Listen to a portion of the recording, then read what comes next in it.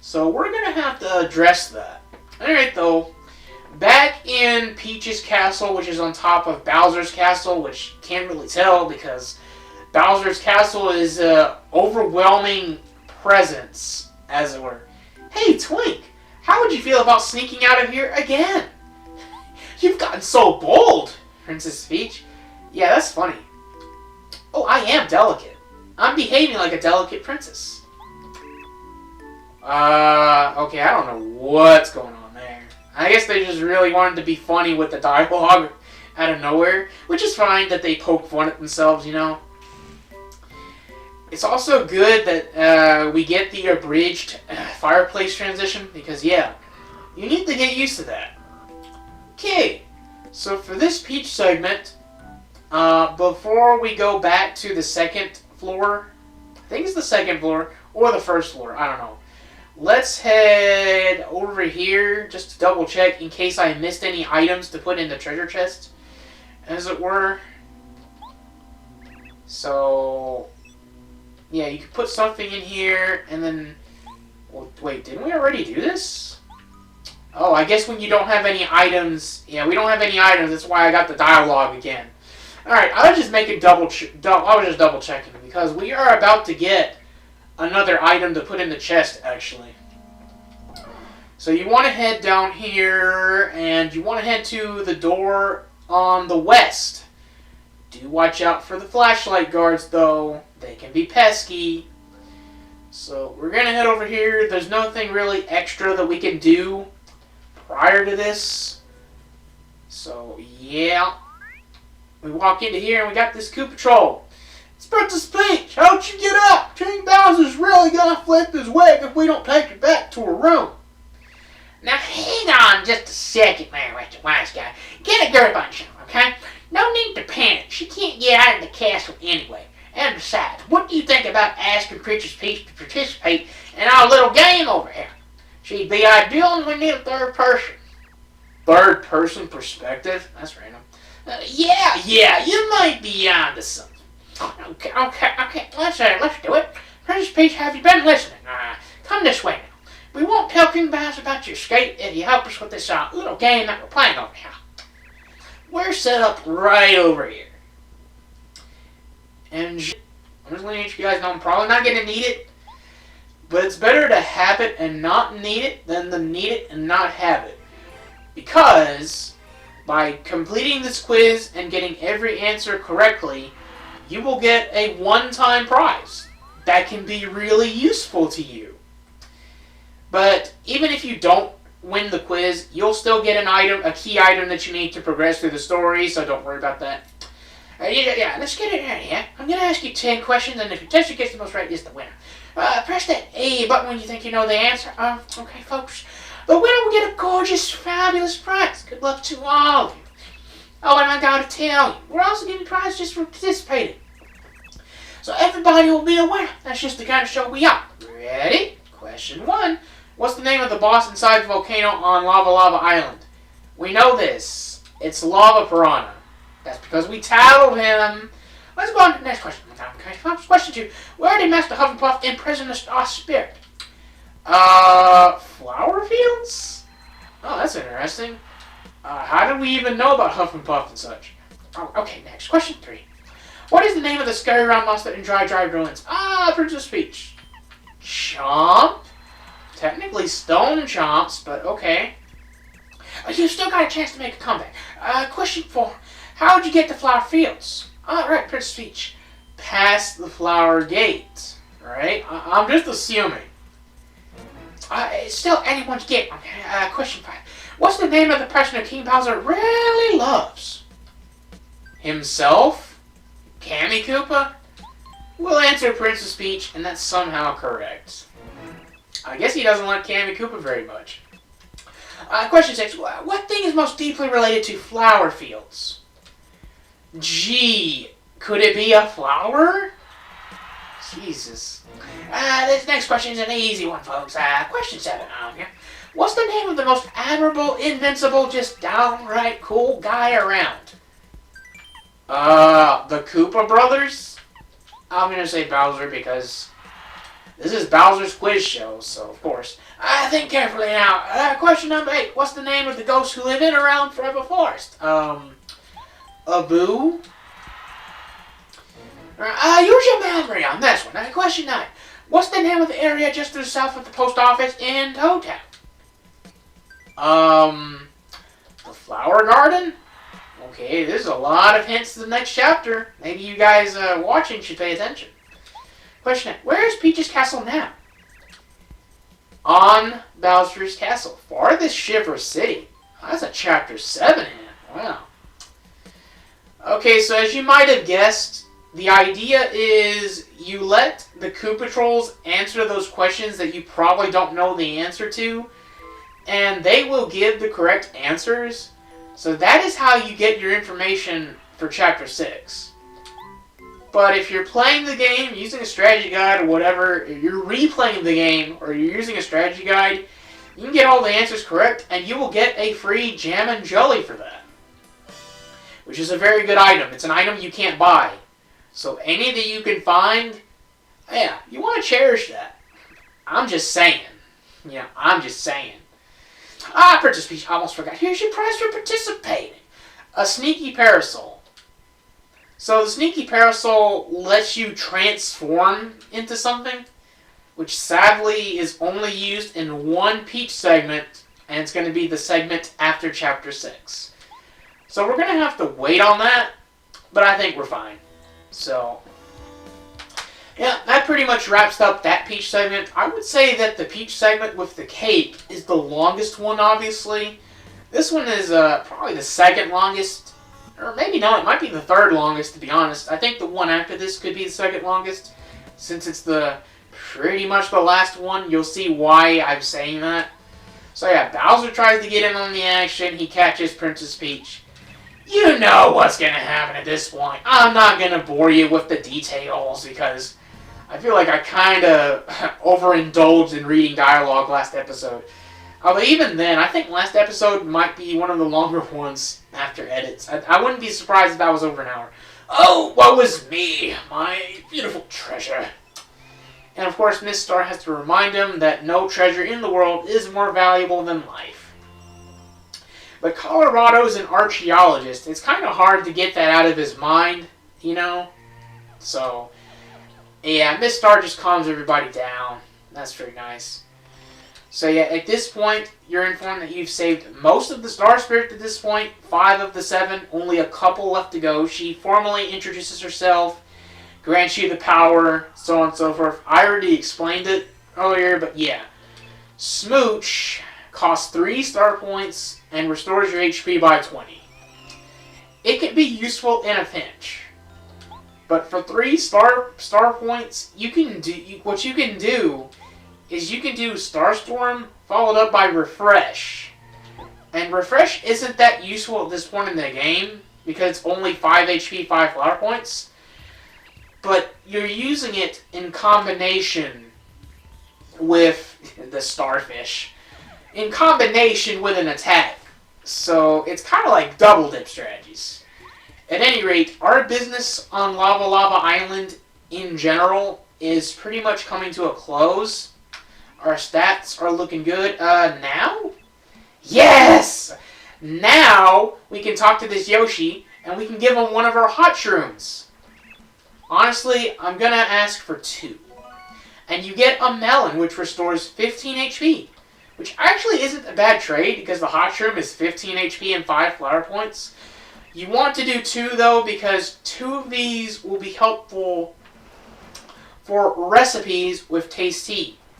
Before we can worry about that though, we need to head back over to where we found sushi. Because right over here is where we open the chest and we get a volcano vase. Some people pronounce it vase, some say vase. I used to say vase, but nowadays I've really been on board the vase train. So we can give the treasure to Colorado to calm him down. Mario, good heavens! It's the treasure. How on earth did you? Well, I suppose that's of no consequence right now. You're giving it to me? Oh, you are giving it to me. Oh, glory. Marvelous. Dear man, you are quite simply the cat's meow. Cheers! Yes, I suppose it's only proper that I give this to you as thanks. So somehow, Colorado got the seed from the Bulb during all this, while he was off exploring. And now we have all of the seeds we need to reach Flower Fields, because now we know that there is a Flower Fields, we know how to get there, thanks to Chapter 6, the quiz show, so... Yes, what a stupendous expedition! It'll be forever recorded in the history of archaeology. Well, old boy, let's away back to Toad Town with us. You guys already know how to get there, but honestly, it's not that far away, so I don't really see much of a point in jump cutting. We'll give our regards to the village chief, and just started erupting. Because Bowser's men were filling about. That makes sense. That makes sense, so... We'll just go, give our last regards to all the Yoshis here. I'm glad we were able to get the melons as parting gifts, souvenirs, as it were. As usual, you want to try and avoid the enemies, the Flower Fuzzies, because they only give 1 star point now. Very pesky. Very pesky. Let's swap to Goombario, because on the way back to Toad Town, we are going to have an impromptu boss fight. I've already told you who that is, though. So, yeah, let's just get this over. What a heady adventure! Adieu, Lava Lava Island. Perchance someday I shall return to your shores. Whoa! Wait for me, Mario! Yeah! Wait. Yes, I did it! I swam all the way! Alright, Mario, now I'm going to give you a beating you'll never... Oh. What? Wait! Where are you going? Wait! Mario, wait up! Come back here, you chicken! How ironic to call Mario a chicken considering he's still stuck in his egg. So we get this animation again, which is really nice. I like it. I dig it. But we also get Junior Troopa just being a little carry-on, as it were. And rather annoying that, so... Yeah, we're going to be fighting Junior Troopa here pretty soon. And you're probably wondering if all that swimming that he's done is going to impact the fight in any way. Yeah, actually. So, we will see what all that entails. But first, we need to say our goodbyes to Colorado and Mr. Whale/Tuna, whatever you want to call him. Thank heavens we've arrived. Now, tuna ferrying is one experience I shan't do again. How are you going to get back to Lava Lava Island, then? Are you going to ask Flavio to borrow his ship? Cheers, well, you're right, though. I'm in your debt. For now, I'm heading back to Koopa Village to relax. My wife must be waiting for me. Perhaps our paths will cross again in the future, but... No, yes. Cheerio! Of course, they have to throw that in there, but, crack your knuckles, everyone, because we're about to have another Junior Troopa fight. This one, I wouldn't say it's the easiest fight, because obviously there's Junior Troopa 1 and Junior Troopa 2. But this is probably the easiest Junior Troopa fight in a while. I will never swim again for the rest of my life. Now, Mario, you're mine this time. Here we go. Yeah! Oh, boy. Here it comes, you. You'd better be ready. Oh, apparently he had 40 HP just like he did last time, but it got knocked down to 20 HP because of all that swimming he did. I guess he lost 10 HP on the way to, and 10 HP on the way back. But he's gonna kind of make up for it. So not only does he have bat wings, but now he has a spike on his head. Which is really funny, because you know how you just got your Ultra Hammer? You can equip the Hammer Throw badge, and even without Power Plus, you do 5 damage for 2 flower points. So, this title is kind of hilarious. He's got guts. Yeah, it tells you his HP is supposed to be 40. 6 attack, 1 defense. A very marginal boost over his Chapter 3 fight, which is still weird, even with the context. He does do a little more damage, but he has 20 HP. He's always going to have 20 HP, no matter what. So, I equipped the Spike Shield badge honestly, just for the sake of it, for the lulz, because yeah. Yeah, what in the... I didn't think you'd do that. Is that even legal? I don't even need to block his attacks, honestly, so... Ladybow's Fan Smack will do 5 damage for 5 flower points. Bad deal. Electro Dash will do 4 damage. Sushi, or Parakarry, if Parakarry was ultra upgraded, is the highest damage deal. We're going to do 6 damage for 3 flower points. That's pretty good. Is this seriously going to finish him off? Like, because with all the... I have 2 power pluses. So, yeah, that finishes him off in, like, 2 turns. 22 star points. That is a bargain. God, that fight was easy. I don't know about you guys, but I think that fight was easy. Oh, you know what? Now that I think about it, I have wings. If I had just flown to the island, I wouldn't have wasted my HP. Then I probably would have beaten Mario in no time. Probably. Stupid, stupid, stupid! I don't get enough of beating up on Junior Troopa, let me tell you. So we're actually coming up to the end of this episode, kind of, but there is oh yeah, here's Goombaria and Goomba that you can talk to for some funny dialogue with Goombario. I'm not really going to read the dialogue, I'm just going to let it play out for you guys, because it is kind of funny. Oh, you're so obnoxious. Because, oh, huh. I guess you have to talk to Goomba to start the longer dialogue chain, as it were. So now, before I do anything else, I really need to catch up on the cooking, because I have an inventory to clear out. I would love to unclog it more by talking to Koopacoot, or doing some Koopacoot favors, but we need to wait until after Chapter 6, because that is when all of the Koopacoot favors will be available. So we can basically just marathon the rest of the Koopacoot favors in one go. And that will probably be like a bonus video or a bonus episode. I might make it a main episode. I don't know yet. It just depends. So, yeah, you get this funny dialogue with Goombario and his family, which is nice. Nice to have this after so long. And, yeah, we have 2 melons, a Super Shroom, and a Jam and Jelly. Unfortunately, our inventory is clogged, so let's start by getting, I want to say 2 cake mixes, because, yeah, we're going to be baking a lot of stuff. Let's get a lime, and let's get a Koopa leaf, and then I think that's all I can do. Maybe 1, 2, 3, 4, 5, 6, 7, 8, 9. Yeah, that's the best we're going to do for now. I think I'm going to sell the Super Shroom. Yeah, we're going to sell the Super Shroom, and we're going to withdraw another cake mix, because we want to bake that with one of the melons, because it makes one of my favorite items in the game.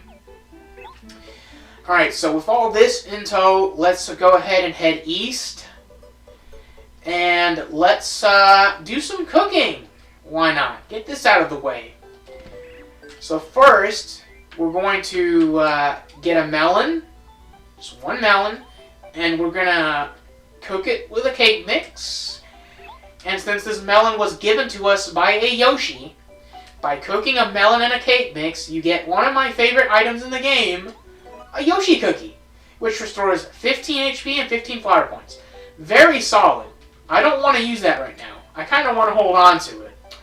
Okay, so next, you want to take a Koopa leaf and a cake mix, because by doing this, you get something called a Kooky Kooky, which is an item that's going to be necessary for Koopacoot.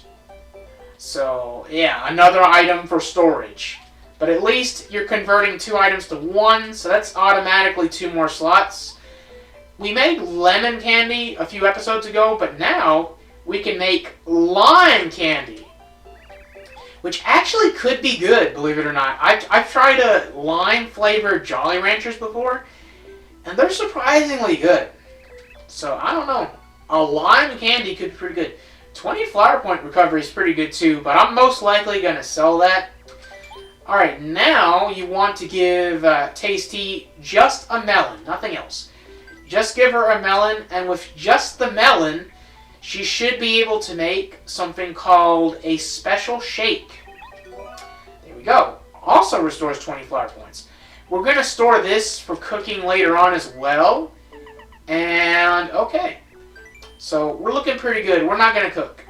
I'm going to jump cut to the item shop and then back here to save you guys some time, okay? Okay, next batch of items that we've got to cook up here. We are going to give her a regular mushroom that we've obtained from the jungle, and a maple syrup, which is really easy to get from Shy Guy's playground in the Shy Guy toy box. Especially now that you should be able to instantly KO the Shy Guys, since they don't give star points anymore. So you can equip your spin attack badge and have at it. It's really a really good time to grind cake mix and maple syrup right now. So this will give us a maple shroom, 5 HP, 10 flower points. You're better off selling an item like that. Next up on the roster, we are going to give her one of the Jammin' Jellies. I know you guys are thinking this is going to be weird, but this is a recipe. So Jammin' Jelly and cake mix will combine together to give us, you're probably thinking jelly candy, but no. This will actually give us a jelly pop, which restores 64 flower points. Okay, so there are 3 flower point plus badges in the game, and your maximum flower points is 50. So it would be good in that situation, but no, you're better off selling that. Next, we're going to give her an apple and a cake mix. Pretty sure I haven't done this yet in the Let's Play. So we're going to do that. And this is going to give us a very scrumptious looking apple pie. 5 HP, 15 flower points. The same as a lemon candy. So this item would have been useful a chapter or 2 ago.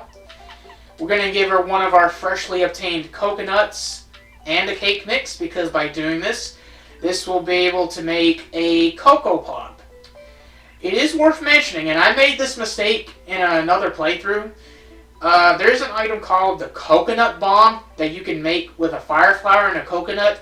But that is only in Paper Mario: The Thousand Year Door. Don't do that here. That is not a recipe in this game. Cocoa Pop restores 3 HP and 15 flower points.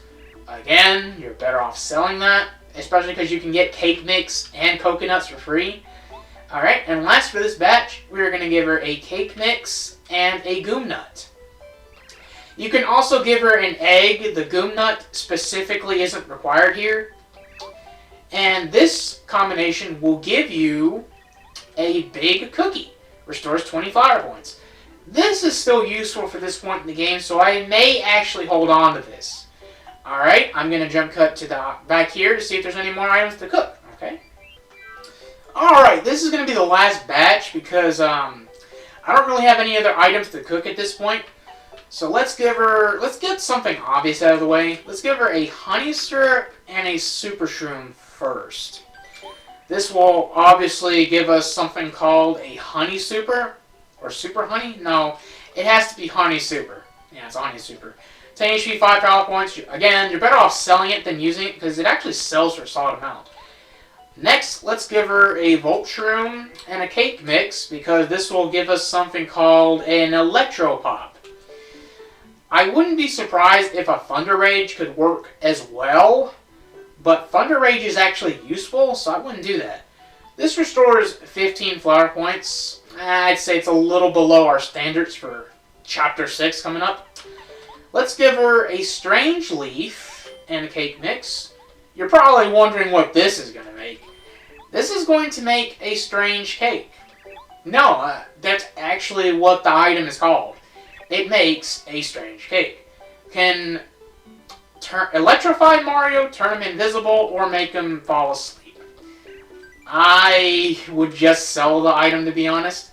Last but not least, we're going to give her a Life Shroom and a cake mix to make, I think this is going to give us a shroom cake.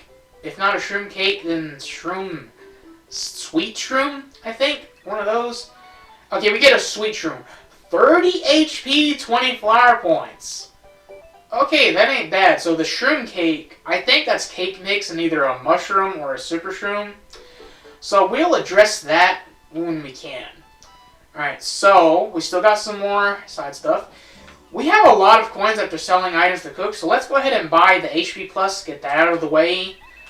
Here's the Mega Quake. Severely damages all enemies on the ground or ceiling. Mega Quake is 7 flower points for 6 base damage. This is why Power Quake is a better deal, because it's only 4. It's 4 for 4 instead of 7 for 6. Mega Quake also costs 3 badge points. We will buy the Super Jump Charge just to get out of the way, and we're also going to buy this to get out of the way too. We're overloaded on coins, so I don't mind this. We'll make a pit stop at the post office just to see exactly what kind of letters we have now. A letter to Goombario from Goomma. Oh, I'm sorry, it's not Goomba, it's Goomama, who is in Toad Town. Goomma is the grandmother. So, funnily enough, yeah, around this time, you get them. You get Goombaria and Goomama in Toad Town, and you also get a letter from Goomma, so it's pretty good timing.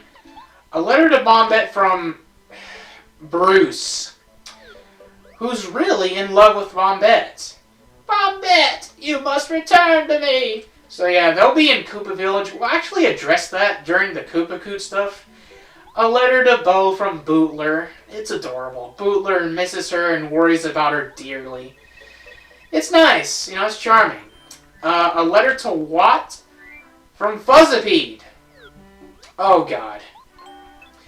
Dear Watt, well, I'm still kicking. I ain't gonna be bait no more. I reckon I appreciate the help of you and your buddies. This here letter will be my thanks, so we're even, alrighty. Anywho, good luck doing what y'all do, and don't be bothering me if we meet up again.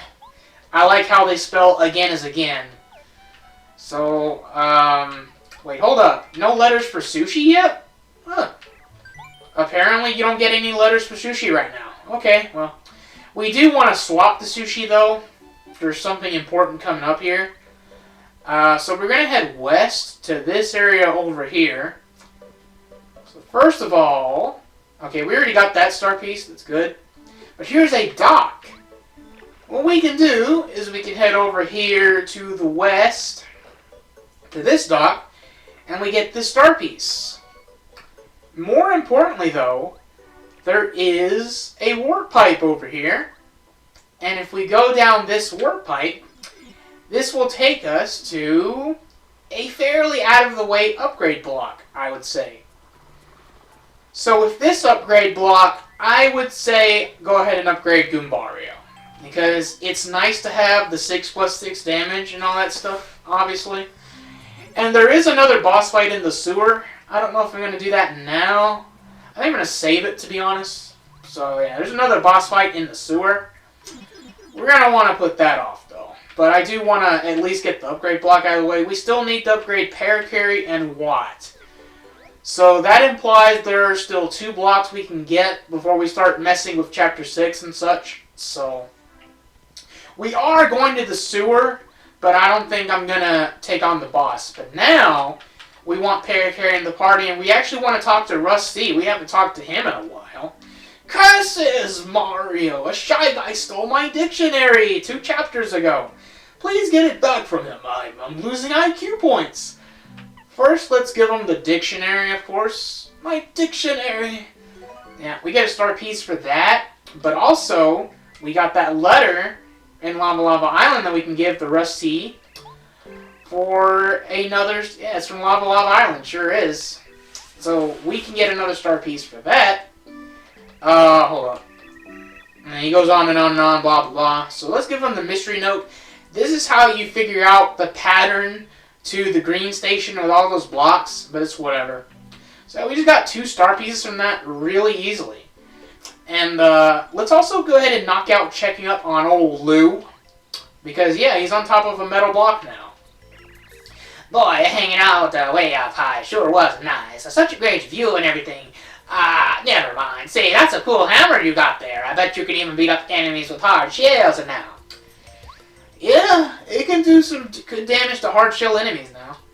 So now we're up to 27 tasty recipes, 8 Chuck Quizmos, 65 star pieces, and 50 badges. It's pretty stinking good. Pretty stinking good. Unfortunately, you can only enter Luigi's basement via a spin jump. So this diary entry went to Lava on a Tuna. So clearly he got his information from Colorado. Some Yoshi kids got lost, so he wrote all these down during Chapter 5, judging by the context. So let's go ahead and, yeah, we got a letter from Colorado.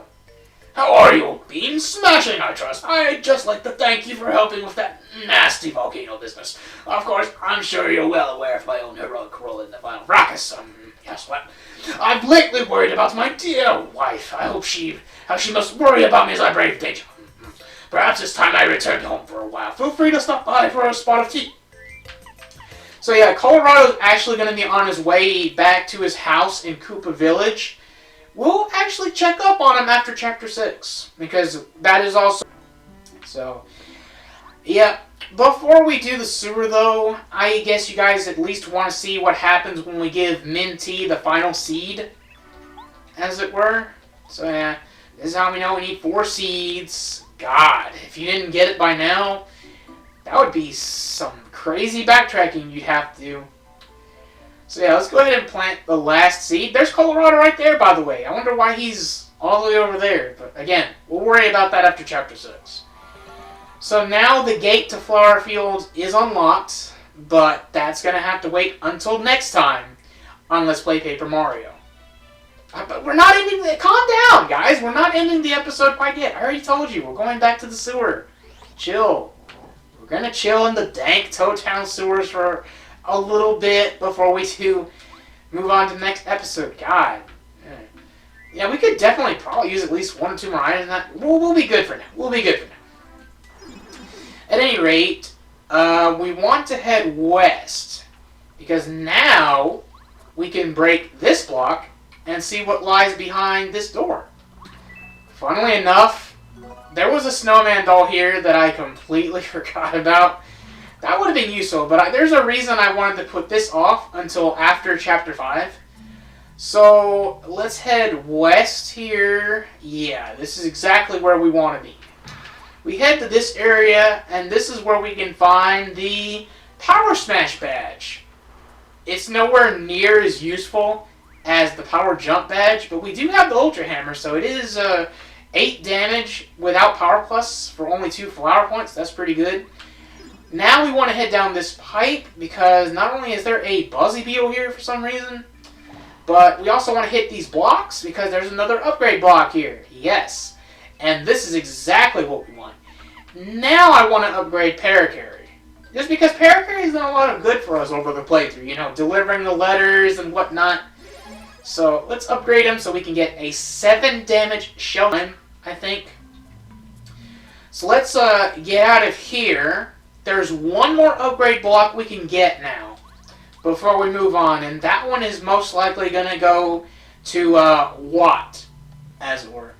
Let's have the platforms rise up a bit. And here we go. We're good. So we're going to go up here. And we're going to have Parakarry take us to this platform. And now we can either use... we'll use Kooper. Just so... I think this is actually a little more efficient to get this star piece. One of the few star pieces in the tunnels that's just by its lonesome, which is kind of funny. We want to take these platforms up because this takes us to the area that will take us to the upgrade block. Sometimes I like to use this upgrade block to upgrade a party member early on. Anyway, we're going to let this enemy hit us, because this is actually the first time we're seeing a Paragloomba. Yeah, these enemies are kind of out of the way. But for completion's sake, I do want to show off the enemy. I do want to get the Tattle out of the way. Same stats as a regular Gloomba. Let's see if we can knock out the spiky Gloomba with 1 Ultra Hammer. Yes, we can. Wait, we still have 2 Power Pluses? Hold up. I think I might want to adjust that real quick. But yeah, let's go ahead and knock out. Man, it's really easy. These enemies don't give star points anymore, so I would recommend equipping Spin Attack to... yeah, let's go ahead and use this upgrade block to upgrade Watt. And this is going to be the last party member we upgrade for a while. Because Like I said, Cooper's Fire Shell isn't going to be useful until Chapter 7. You'll see why. And Bombette's Mega Bomb is really expensive. So you definitely want to save Bombette for one of the last. If I'm going to be perfectly and completely honest with you guys about that. Completely and totally honest and transparent about that sort of thing. So we're going to go ahead and exit the sewers because now we're done hunting for upgrade blocks. Now, I do want to mention that there is an area below us that would be kind of interesting to access. But we're going to wait to do that until we get a progress in Chapter 6, okay?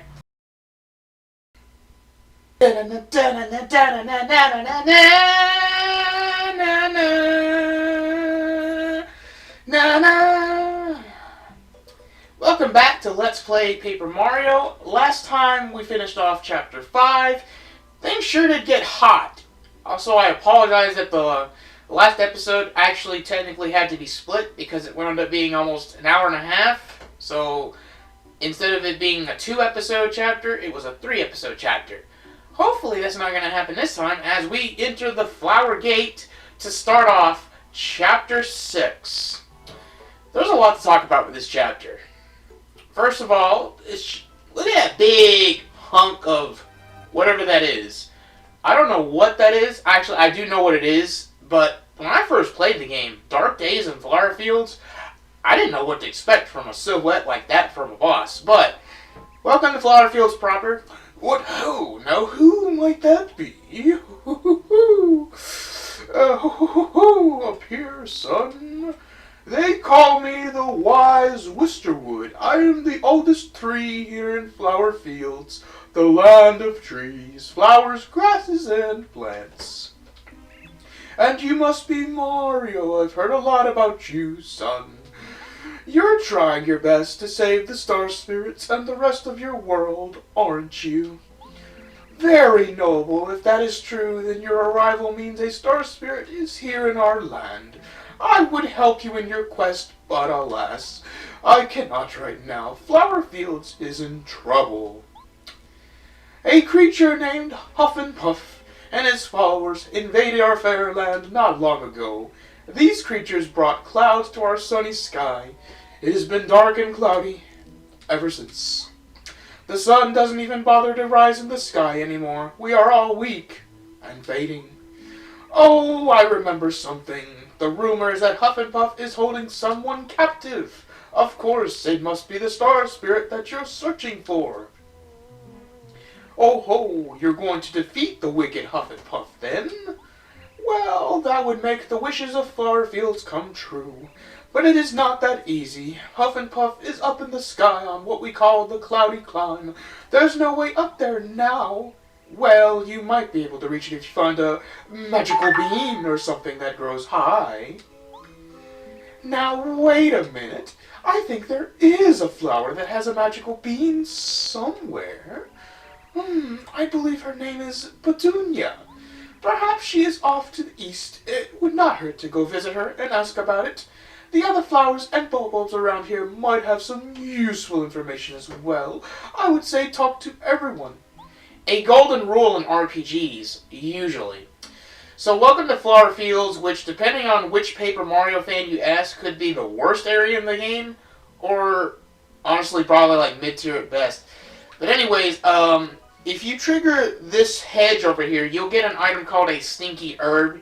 Restores 5 flower points, which is very mediocre. And in terms of cooking, well, there'll be time to talk about that a couple of episodes from now. First of all, let's say hello to our first new enemy of the chapter, Crazy Daisy. This is a Crazy Daisy. They may look cute, but you won't think they're so cute after they attack you. And that's because they have 4 attack, but only 8 HP. These guys are only a marginal buff over the Clubba enemy from Chapter 3. But it's worth noting that this is the first enemy we encounter in this chapter. Clubbas were towards the end of Chapter 3. So the gap isn't really as pronounced. And unfortunately, I don't think we have the tools we need to take care of one of them in one hit. Unfortunately. Stinky Herb be danged. But maybe we can try to put it to sleep. Yeah, well, that seemed to work out. So the thing with Crazy Daisy is that they have an attack where they sing a song.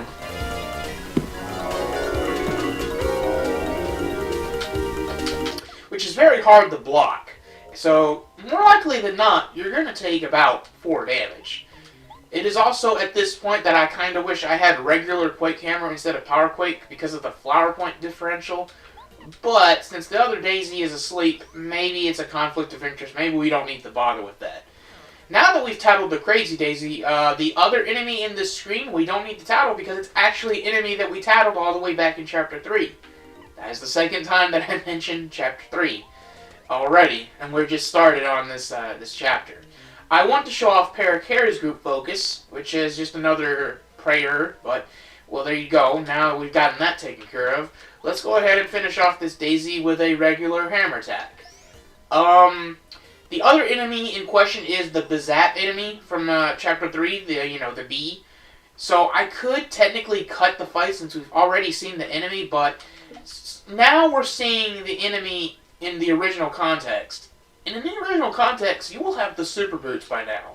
So even without Power Plus, these guys are now pretty easy to kill. They're basically glass cannons because they have 3 HP and 6 attack. But they might show up again later on in this, if not this episode, then the next one, because, let's just say we're not done with Magic Koopas. And, let me go ahead and take care of this guy. So the annoying thing about being put to sleep by Crazy Daisy's, sleep attack, I wasted a lot of honey syrups. Like, wow, way more than we probably need, so let's go ahead and consume at least one of them.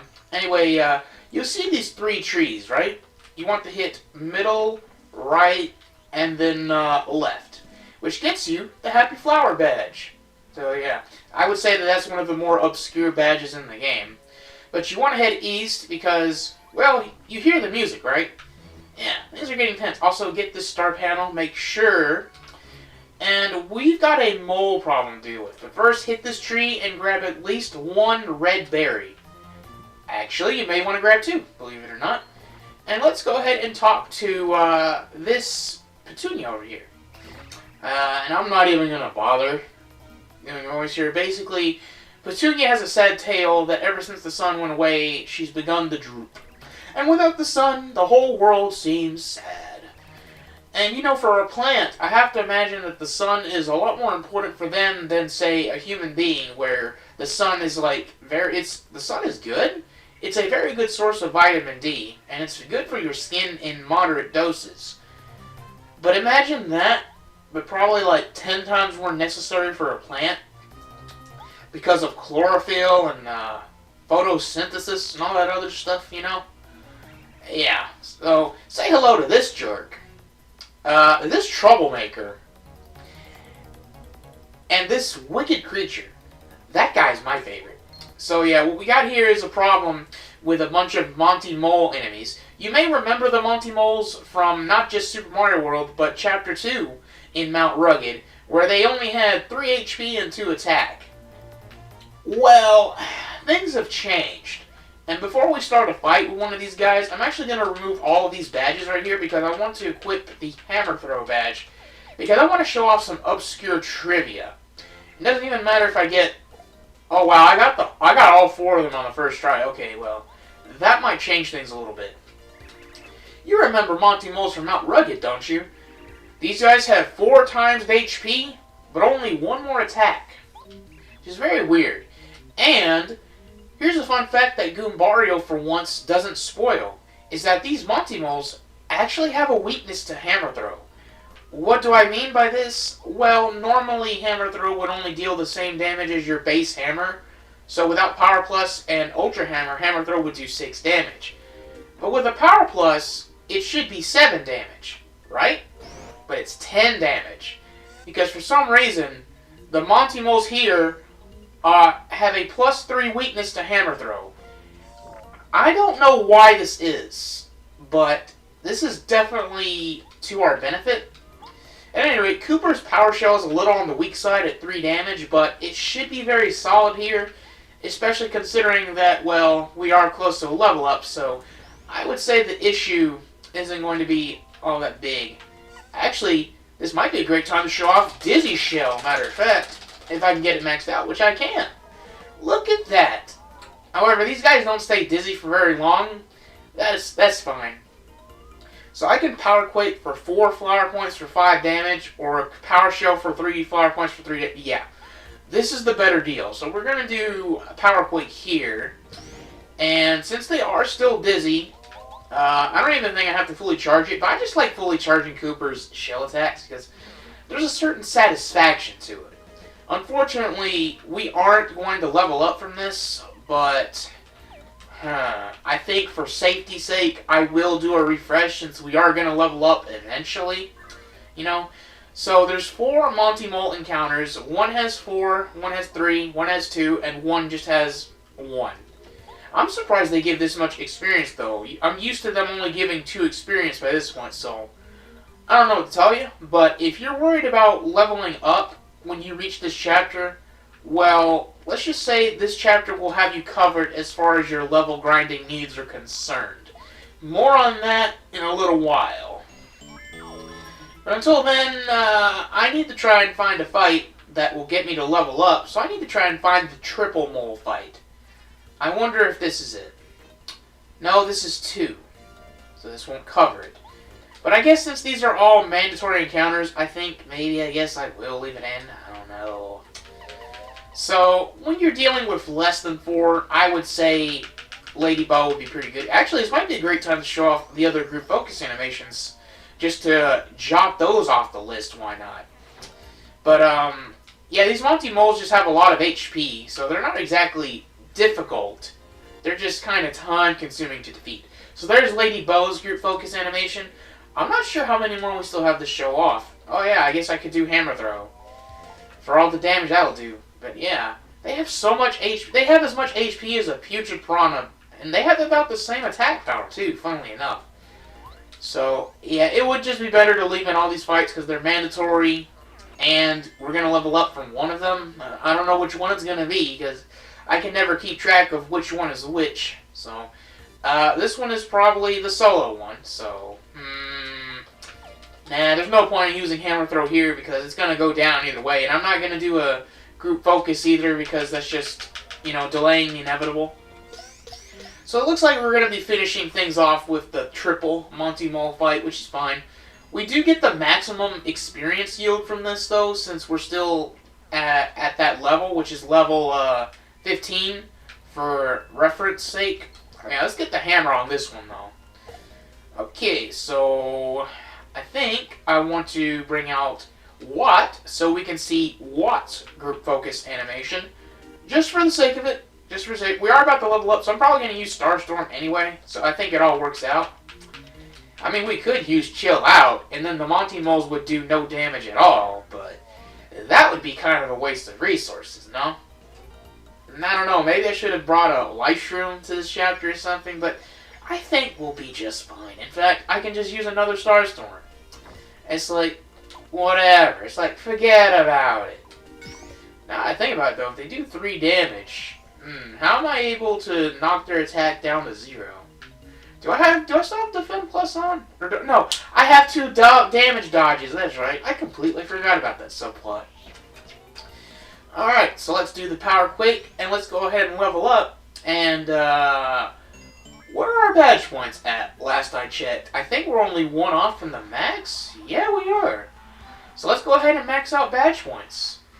I would also upgrade flower points, not just because it's fitting for flower fields, but, once you've cleared out all of the Monty Moles, Petunia is a little happier about this, and she will begrudgingly give you her magical bean, with the condition that you don't plant it. At least that's her attitude right now.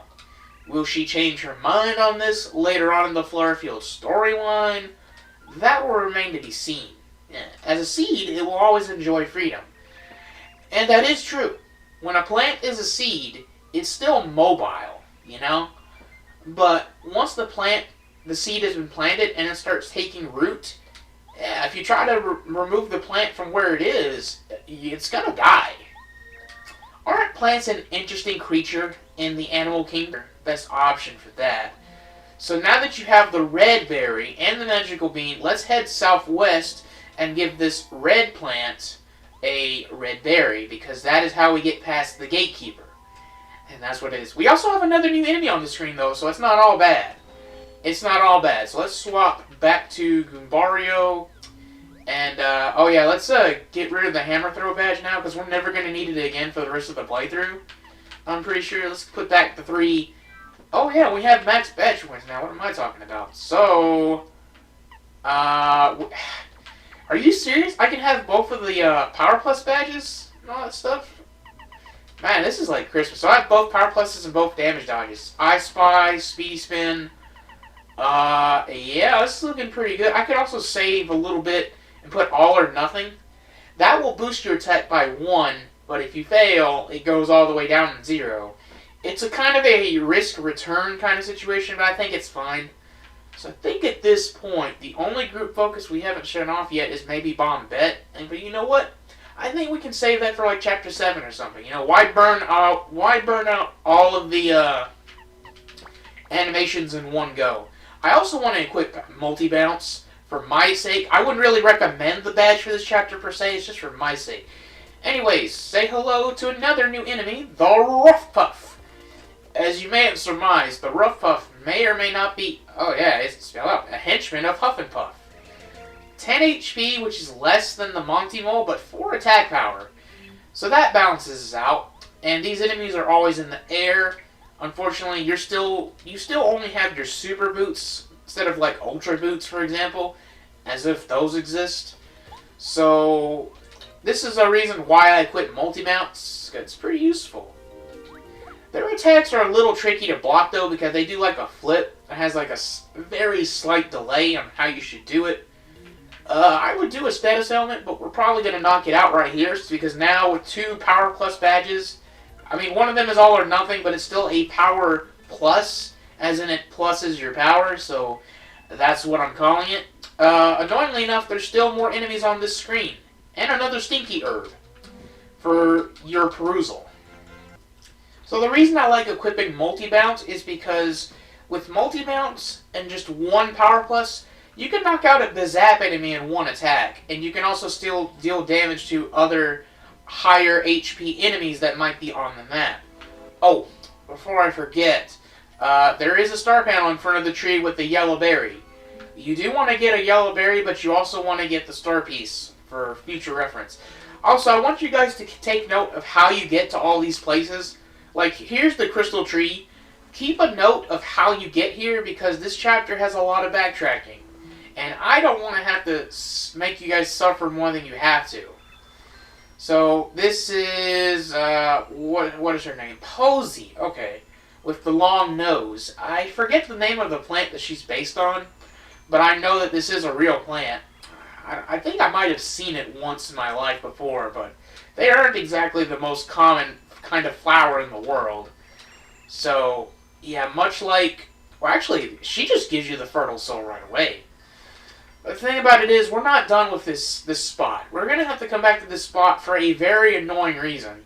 The first visit, it's quick and painless. Like, you don't even have to think about it. You just get the fertile soil, and yeah, magically you have 2 of the 3 items that you need to get the Huff and Puff ready, right? Oh, you sweet summer child. We still have so much to go. This area is interesting though. So first, you want to give this gatekeeper, the yellow berry. There's only 1 more color gatekeeper we have to worry about, and funnily enough, it's a blue one. So there's red, blue, and yellow, which reminds me so much of Pikmin 1, actually, which did release more or less a year after Paper Mario did in Japan, but the same year in North America. So, yeah.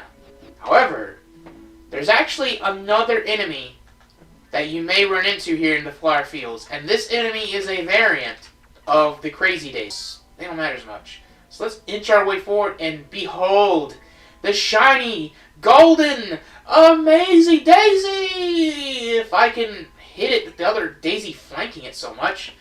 Okay, so this is an amazing Daisy. This is not a drill. This enemy is the single enemy, bosses included, that will give you the highest experience yield in the game. They are so rare. They are also called the legendary Crazy Daisies. 20 attack power and 1 defense. Why they have 1 defense, I don't know. Thankfully, they usually run away, which is to your benefit, I assure you. So, with 2 power pluses and 1 defense factored in, the hammer should do 7. And I think the jump will do 6, but the power jump will do 7, so let's just do the Ultra Hammer since we don't have better boots right now. Okay, this actually might be pretty close. And I want to have quick change because, let me think about this. So, another hammer should do 7. Okay, we want to switch to Paracarry then. I don't want to louse this up. As a matter of fact, since I don't want to louse it up, this is why we have save states. So, let's Shell Shot and bada bing bada boom, that's exact, but you only have to tattle it once. So, yeah, if we ever run into it again, oh man, that is a good payout. They also give good coins. But this Crazy Daisy that's chasing me, yeah, that guy's pesky. By the way, there's a very well hidden star piece here. And the tree that contains the blueberry. You want 2 of these. You will see why. And as we enter the next screen, we want Watt in our party because there are hidden blocks around here somewhere. We are quickly running out of items though, so I'm actually kind of glad that we entered with so few items. Yeah, I'm not really regretting that decision as much anymore. So you'll notice the wood platforms here kind of remind you of the docks from Lava Lava Island. Why don't you keep a pin note on that? Also, this maple syrup. You know what? I think we will go ahead and eat the maple syrup right away. I'm only down 7 flower points, but you'll see why.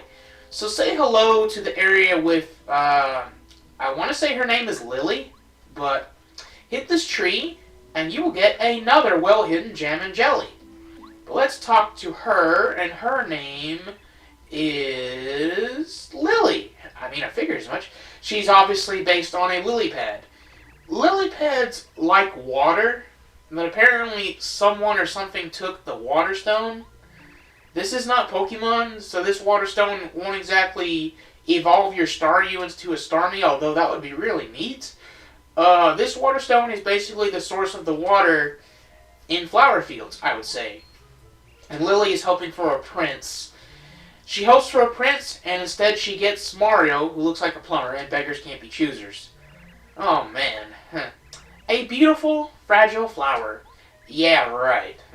Actually, maybe so, but she does have kind of a conflict with another character in Flower Fields.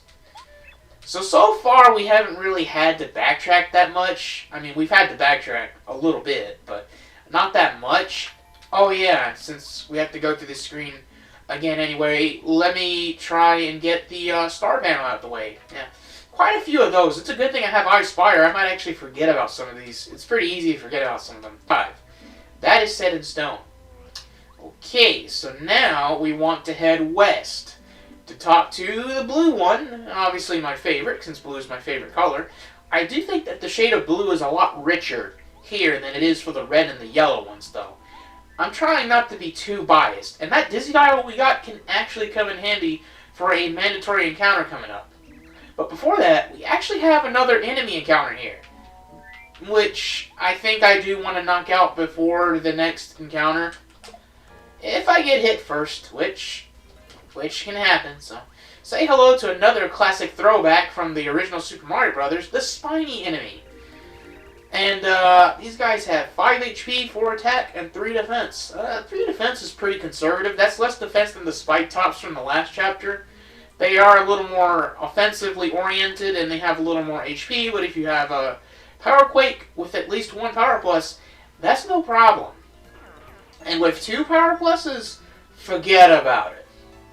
So, yeah, let's go ahead and knock that out. Let's hit this block. Let's do this, and then let's do this, and then let's do that. And we get a shooting star item, which is also going to be useful for the next enemy encounter. Not this one. No, definitely not that specific one. But let's go ahead and enter the hedge mage. No, not mage. The hedge maze. Okay? I think that's what the spot is called. Hey, where'd you drop it, idiot? Hufflepuff will have our clouds if we don't find it. Oh man, I'm so clumsy. That stone gave out an endless supply of water. Without it, we can't increase the power of the Puff Puff machine. It's just gotta be around here somewhere. It's just gotta be. What? Is that Mario? Look, man, it's Mario. Let's look for the stone later. Let's go rough this dude up. Oh no, Mario? Are you sure? I'm not sure I'm, in the right mental state. Ah, forget about it. I'll fight anyway. Here comes Mario. Say hello to another classic throwback to the original Super Mario Brothers.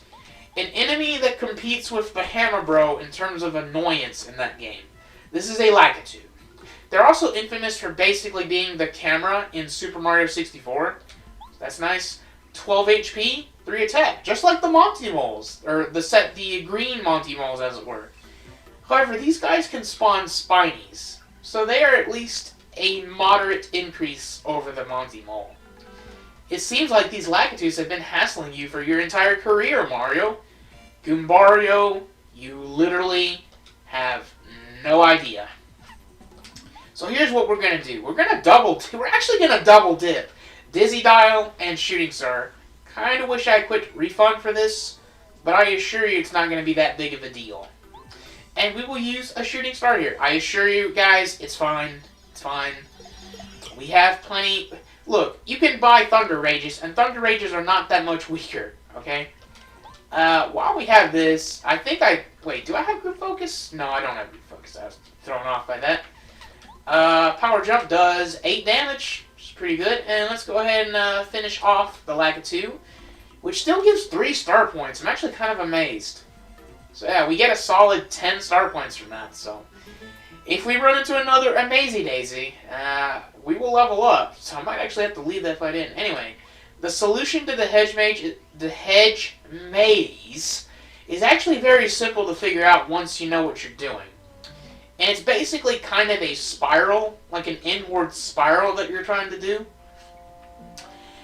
So, let's talk to, I think her name is Rosie, a rose spirit, of course. She is the most annoying character in Flower Fields, because she has the Water Stone. No, I do not think that you are very breathtaking. The thorns kind of ruin it. The actual rose portion looks good enough, but all of the thorns below, not so much. But you know what they say, every rose has its thorn. So here's the thing, Rosie has the Water Stone, but she doesn't want to give it to us because she can see her own reflection in it. Oh god, it's ridiculous. Oh well, it can't be helped. Yeah. One of those situations. So, Lily acts okay. I don't know about that. She's dumb, but she's not evil. Wow. Wow. What a piece of work. What a piece of work. Almost ruins the chill of the music of Flower Fields, to be honest. By the way, I don't know if you've been hearing it over my commentary, but the music of Flower Field is an ungodly kind of earworm. Alright, now we're back at Posy's. Just talked to Posy. Oh yeah, I just realized Posy and Rosie kind of rhyme. So she's a little self-involved. Have you noticed? Yes, we have. Yes, we have. So the tree behind her, they share the same roots. Or somehow. That sounds painful to me. I'm not a plant, but that sounds painful to me. It's kind of like a conjoined twin type of situation or something over here. So let's grab the crystal berry, and I will see you back at Rosie's spot. Alright, and now we give Rosie the crystal berry, which is an acceptable trade for the water stone. I don't even want to go through this dialogue. Like, come on. You know it's just going to be God. Alright, I'm going to jump cut back to the screen where Amazy Daisies spawn, because we want to get another one to spawn, okay? And lo and behold, we have another Amazy Daisy. And while we did show it off already, it technically is an enemy that will get us a level up, so we're going to leave this fight in. But now I can actually show off the fight at its full potential, And I can show you that you don't really need to use Shell Shot or anything that involves flower points. As long as you get the Dizzy attack in on the Amazy Daisy, you have at least like one free attack to do whatever you want. Use Watt's Electro Dash because it will do 5 damage guaranteed, ignores the 1 defense of the Amazy Daisy, and don't do a half charge if you equip all or nothing, so you can't really do a shortcut like I like to do. If you chain this with Merlovely's Fortune Telling to get double EXP, all I can say to that is, wow, you've mastered this game. Let me tell you that. You've mastered the RNG of this game like nothing else. For reference sake, and let's go ahead and give Lily the Water Stone. And make this place a lot happier. Actually, we don't give it to her. We have to, like, walk to the spot and put it in the spot. So now we have water back in Flower Fields, which is nice. And the flower looks good. Or, I'm sorry, the water looks good. Of course the flowers look good, although they would look better without all these clouds laying around, wouldn't you say? Yeah, there sure are a lot of clouds around here. Someone should do something about that, you think? Yeah, I think so. Dun dun dun. Bum, ba, da, da, da, da. I don't know why I've had that song stuck in my head this whole time. So the spring is full of water and she's floating again. I do like Lily. I think she might be my favorite of all of the main Flower Fields characters. She's just she seems so innocent, you know. She gives you the miracle water. I'm pretty sure you can still get the jam and jelly. You're not locked out of that just because there's water here now. You just go around the circle, as it were. Now that we have all 3 items, there actually is one secret item we still need to worry about, and that's the sunlight. Funnily enough, but let's go over to this tree and grab 2 bubble berries. Actually, I just realized you don't really need 2 bubble berries, but yeah, let's just grab a second one because it's a 5 HP recovery. What we're going to do now is we want to head east. If you want to try and ignore the enemies, just stay as far back as possible and use your speedy spin. Very useful. You want to head east past where Petunia was, because in this area, there is a sad well. If you throw a blueberry into the sad well, well, apparently the well loves blueberries, because it gives it the blues. And if we give it a bubbleberry, if you give it a bubbleberry, it will give you a free star point. Okie dokie artichoke. Now, I think the Lakitus might still give 2, because, yeah, we're not done with Lakitu business. We want to head northwest, and we're going to swap to Goombario, for no reason in particular. So say hello to Bubble Plant, because if you give the Bubble Plant a Bubble Berry, then Bubble Plant will blow a bubble. And that is how we can get across this pit of spiky vines. This is the only way to do this the first time. You're probably wondering how we're going to get out of this. Well, you're about to see. Forget about it. So there, isn't it great? It's a floating bubble over here. And all of a sudden I'm talking like I'm from New York. What's going on here? By the way, pay attention to this Bazap enemy because we have a green Magikoopa. So I did have a reason for doing what I was doing.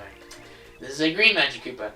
So whereas the white Magikoopas focus on healing and the red ones focus on increasing attack, the green ones focus on raising defense, which actually pairs along with Bazaps nicely since they have so little HP. But here's the thing. So I kind of want to knock out one of the Bazaps, but I don't want to knock out all of the Bazaps because then the green Magikoopa will run away. And I think at this point, the Magikoopa enemies still give like 2 experience, so I mean that's still pretty good. So what we want to do, I'm pretty sure a regular jump with 2 power pluses, a regular jump, and a power jump would literally do the exact same amount of damage. However, I actually don't see an issue with swapping the Parakarry and using Air Raid. It's a little bit excessive in terms of the flower point consumption, but we're at full flower points. I don't think it's that big of a deal. So yeah, Magikoopas will still give 2 star points. This is when they start to kind of lose their luster a good bit, actually.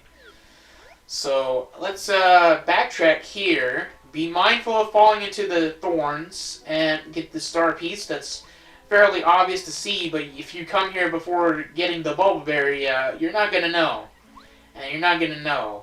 I feel like there's like another item here somewhere, but maybe not.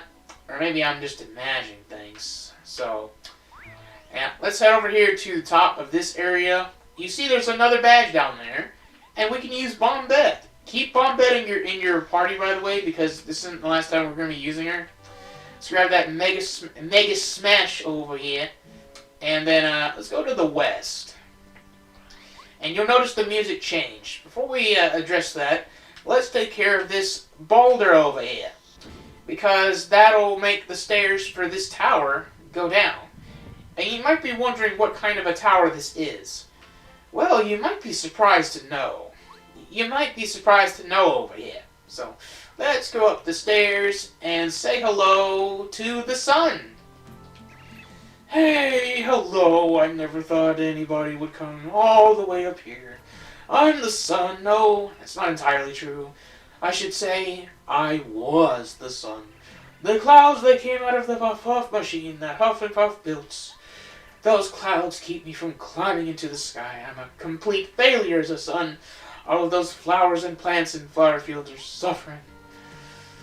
Where is it? You mean the puff machine? I think it's east of here. The clouds seem to come from over there anyway. Why do you want to know? Do you think you can break the puff machine? No, there's no way. Don't strain yourself. You might as well go home. Well, we're not going to go home. You already gave us the way, Mr. Sun. So, with all due respect, and with respect to the Spanish guitar going on in this music, we want to address that. Before we do, though, for no particular reason.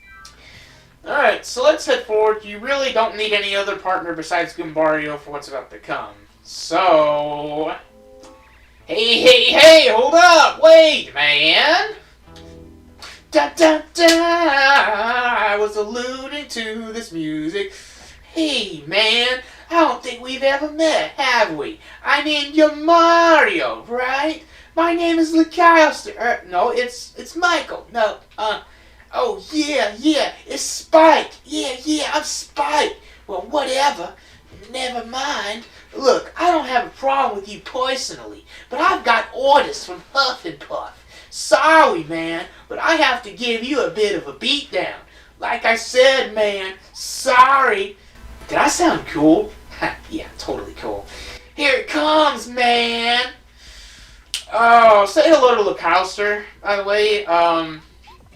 Or he's calling himself Spike. I don't know why that is. I think Lucaster is a fine enough thing. Apparently he's pretty beefy at 50 HP. Only 4 attack, though. Like, I don't know. So, I mean, this is a boss fight, but I don't think it's a boss fight that will particularly challenge you in any meaningful way. So, let's charge up and let's do a power bounce. Why not? Try to time it with the timing of the flips, as it were. Wow, that actually went on for a while. So, when in Rome, let's have Goombario charge up too, because it's funny. But yeah, because Lucaster has so much HP, I just find it's better to, like, charge up and do power bounce, but let's see if he's vulnerable to any status ailments. He doesn't seem to be, so that's pretty interesting. He's not vulnerable to becoming dizzy. Must take a mastery of the air.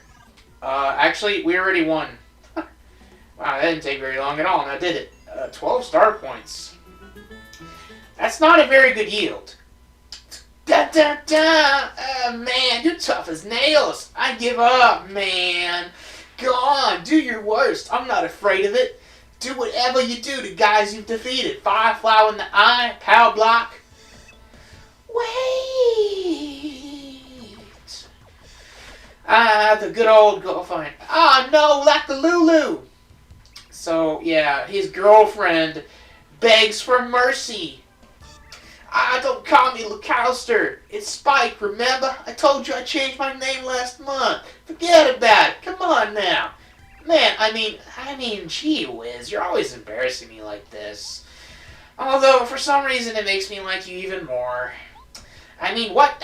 No! Did I say that out loud? Forget that I just said that! Forget about it! Anyways, I lost the challenge man to man, so we have to settle this right then and there. I have to face the music. Da da da da da da da da da da. I gotta say, LaCoster has a pretty rockin' theme, man. I can't get it out of my head. So his girlfriend's gonna ask us to forgive or don't forgive. Man, he kind of just wasted like 3 minutes of our time, but his theme is so good, I'm willing to forgive him just on that principle alone.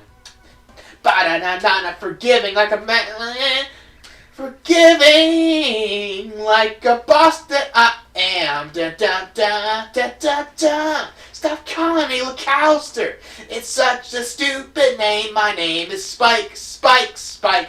Don't you ever listen to me. Da-da-da. I'm beginning to think that this whole deal is stupid, stupid.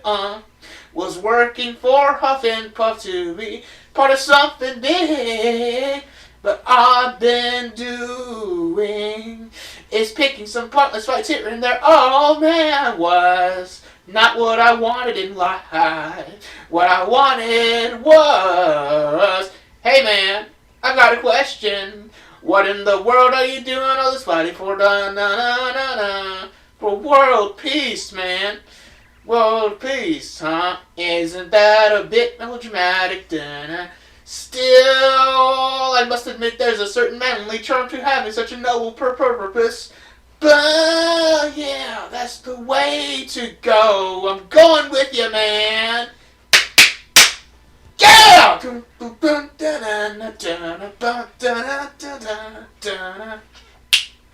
Like a Lulu. Chill out, you've got to understand I'm doing this for you, yeah, don't you see it clear as day? I'm going, I've gotta be a man. Wait for me, like a Lulu. I'll return a much more manly like a two. And that's all that needs to be said there. I think that's enough. I've hit the singing quota for this episode right there. I can't help it, guys. LaCoster's theme is banging. It might be almost as good as the Koopa Brothers boss theme. Man, why did it take me over 2 decades to gain an appreciation for this piece of music? It's really simple. Hey, you're so much cuter when you show me those pearly whites. Bye for now. Alright, so in serious, say hello to the final party member of Paper Mario, LaCoster. Or is it pronounced Lackey Lester? I prefer LaCoster, thank you very much. So, yeah, now that we have LaCoster in our party, we're actually going to end the episode here. Because there is something we can do in the Toad Town sewers now that LaCoster is in our party. And we will be addressing that next time on Let's Play.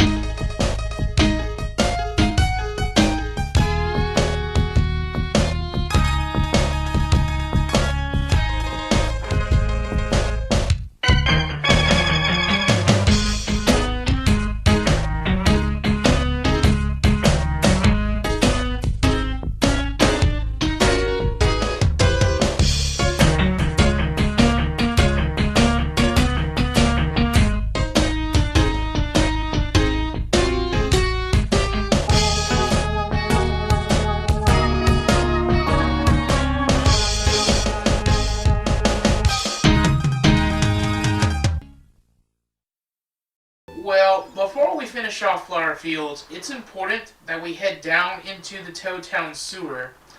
And there's this dock here for sushi. And let's head east because blooper! Yeah, it's time for the final blooper. There's 3 of these guys. And this one is huge, to say the least. So before we continue on with the fight proper, by the way, the stats that I have, 25 HP, 25 flower points, I would say that's like the bare minimum, unless you were doing a challenge run or something. Because it is mandatory to fight at least one blooper before the end of the game.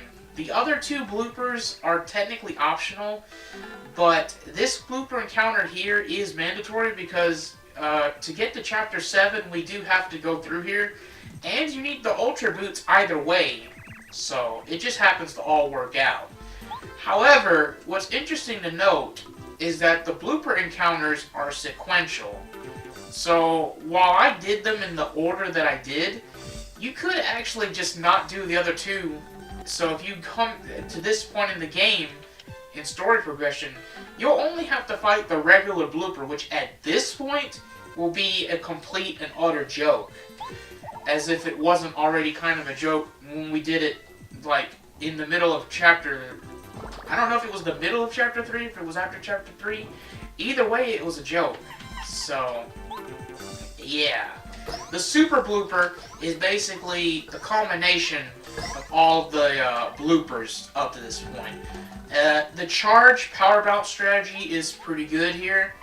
We're also going to have Lackouster in here temporarily because he's still in his base form, so he's not going to do a lot of damage. His Spiny Flip will do 3 damage starting out.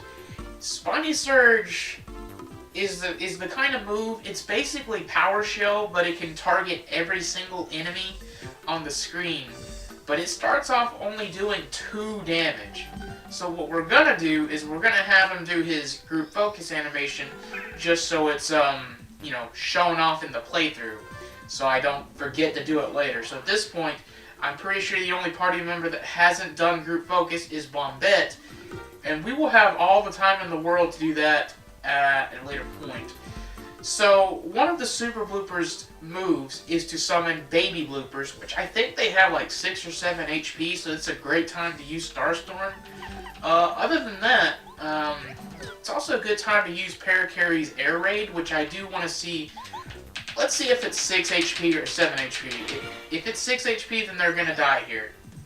Okay, they do, so they have 6 or less HP, which is pretty good. Okay, so we still have 15 flower points. Let's see what I want to do here.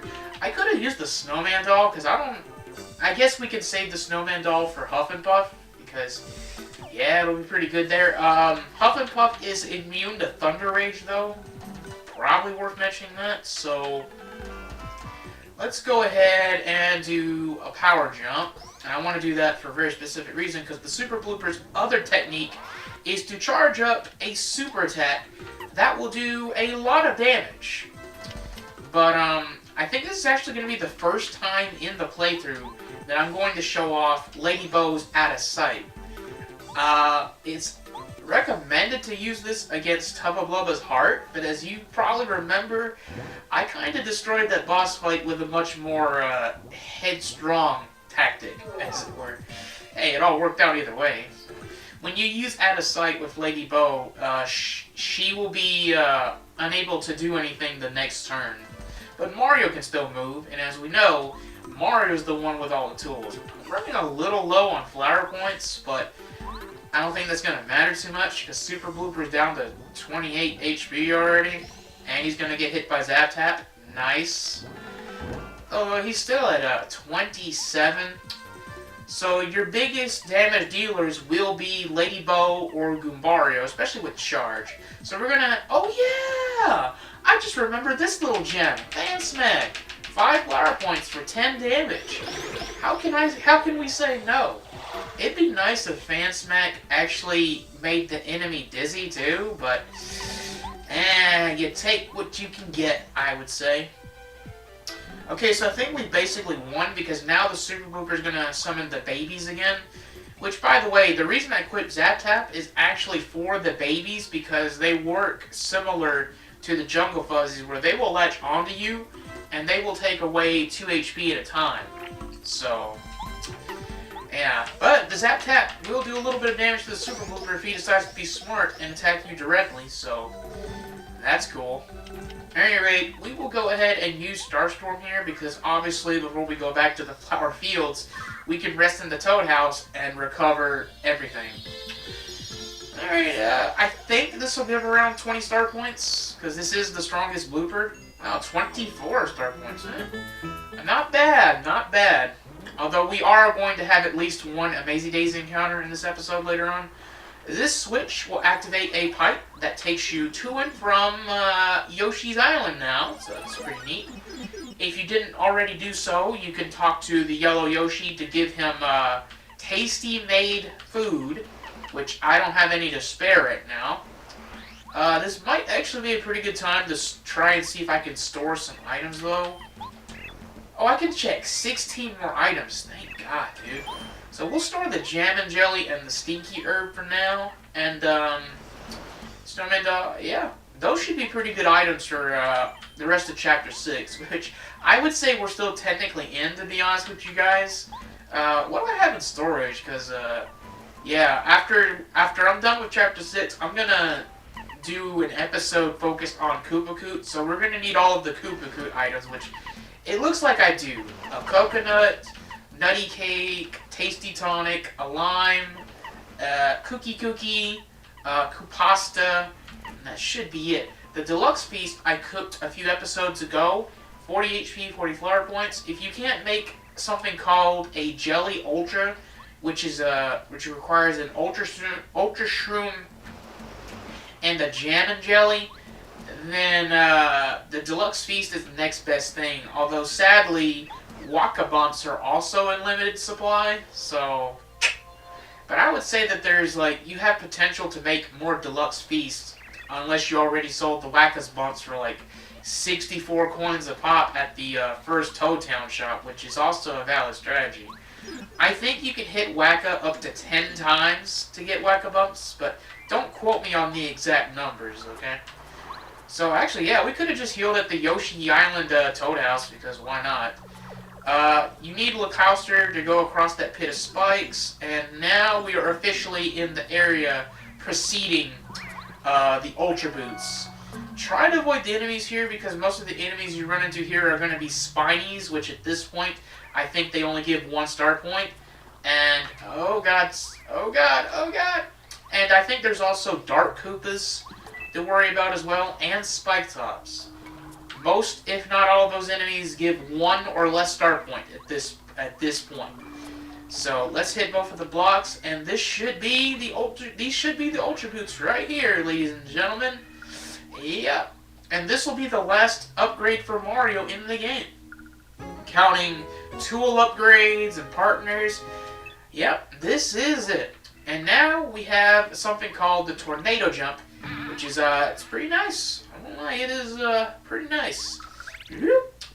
But with the Tornado Jump, not only do you have the ability to flip panels and whatnot, but it also gives you a bit of a vertical ascension, as it were. So now, what is a good idea to do, if you can deal with the annoyance of the enemies harassing you, and yeah, I can confirm that they do indeed only give 1 star point apiece. That applies to pretty much every enemy in the sewer, including the Dark Koopas, the Spinies, and the Spike Tops might actually give less though, because those are Chapter 5 enemies, you know? So, that is a block. Okay, let's get out of here, and I figured that was a stopwatch. So many pesky enemies, I swear to God. And you can't even equip Spin Attack to finish them off in the overworld because they still give 1 star point. It's kind of infuriating. Maybe I should have grinded a couple of more Amazing Days for coming here. Still would have gotten 60, or I should say 20-something star points from the Super Bloopers. Yeah, by the way, the Spike Tops they show up here, and they certainly do not give star points anymore. So it's just the Dark Koopas and the Spinies. Here's another shooting star. Like I said, if you're worried about having a short supply of shooting stars, don't. There's a bunch of invisible blocks here that you can hit with your Tornado Jump. This isn't necessary to do right now, but it's something to do now so we don't have to do later. And by taking this pipe, we run into a wall that seems to be impervious, but you can actually blow it up with Bombette. Alright, now here's an odd room, and say hello to an individual by the name of Rip Cheeto. So, for 64 coins apiece, he will give you a random item. The first time you do this, he will always give you a star piece. However, he has 2 more star pieces and a unique badge known as the Bump Attack badge. Unfortunately, we don't have that many coins right now. I'm just doing that to show it off for you guys. We might knock him out during the Koopa Koot stuff, or we might knock him out pre-Chapter 8, which I would say could be another episode in of itself in terms of prep work. Let's just focus on finishing Flower Fields for this episode, okay guys? So, now that we're back here, let's head... Oh, actually, before we head northeast, I think we are overdue to upgrade Lacoster with this upgrade block, which I'm sure you guys already noticed, and you are probably yelling at me over the computer screen or the TV screen to get that. And yeah, so that gives us 42 star points. Badge points are maxed out, so what I like to do when I max out badge points is that I basically alternate between HP and flower points at this point, which is very good, because now we have plenty of HP to survive most enemy encounters. So, yeah, and let's grab an extra berry of any color for future reference for cooking. Yeah, you're probably wondering, wait, that doesn't make any interesting recipes. And you would be right, but there is a technicality with that. So now that we've leveled up, I can now jump cut through all of the Crazy Daisies, and you guys you'll literally miss nothing. So, yeah, I'm gonna do all the Crazy Daisies. I'm gonna see you guys in about 3 minutes.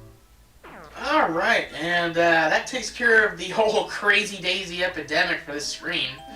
So, let's go ahead and upgrade Lacoster. There are 2 upgrade blocks here in Flower Fields. I may have mentioned this last episode, but if not, I'm mentioning it now. The reason that this is so that you can upgrade Lacoster to Ultra Rank ASAP in the same chapter.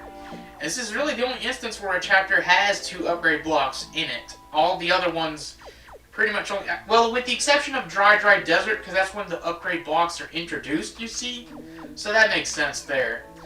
We took a little bit of a beating to our stats, but nothing major. Again, you want to have Power Quake for the ground enemies, and Multi-Bounce is pretty great for the rest of them, to be honest. So, here's this puzzle. Basically, you want to pound down, I think. Yeah, you want to pound down like this, and then you want to hit the red. Basically, you want to hit green, purple, and then red. Something like that, I think. Nah, this can't be right. Yeah, this puzzle can be a little on the tricky side. So I think what we want to do is we want to hit the green now, so that the green is down below. The red is just there to get us to the first green. Yeah, this feels right. So let's hit the green, and then let's hit the... Okay, I'm glad that didn't mess up. Let's hit the purple. And there's going to be an enemy encounter or 2 here. I do want to mention before we continue that there is a new Magikoopa enemy that shows up in these encounters. However, there's also going to be a mandatory mini-boss encounter a little bit later on, which I would rather wait until then to tattle and show off that enemy. But I do want to mention that now for clarification's sake. See you in a couple minutes. That said, I can now confirm that Rough Puffs now only give 1 star point as well. So if you were hoping for some sort of saving grace that those enemies would still give a solid experience, I've got some bad news for you. Anyway, you want to do a spin jump or a tornado jump here to have this star piece drop down. That doesn't count as a star panel, even though the execution is very similar. So obviously, second upgrade block, we will upgrade Lacoster again. So by upgrading him twice, his Spiny Flip will now do 5 damage to any enemy on the screen, which is pretty solid. Spiny Surge will do 4 damage to every enemy on the screen for 4 flower points, which again, it's basically Power Shell, but it can go everywhere. So that's basically what that is.